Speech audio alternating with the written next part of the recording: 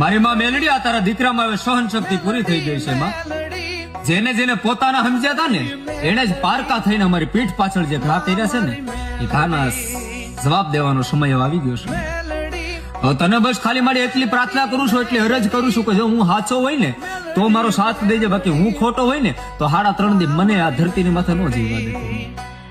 અને હા, જો હું સાચો હોય ને મારી તો ખાલી મારો હાથ પકડી રાખજે. જગતને બતાવવું છે કે મેલડીની કૃપા કેને કહેવાય, દેવની કૃપા કેને કહેવાય. અને મારી એક વાત કરી દઉં છું, જીવતા કે મરતા તારા નામ મથે કોઈ દી કાળો દાગ નહીં લાગવા દઉં.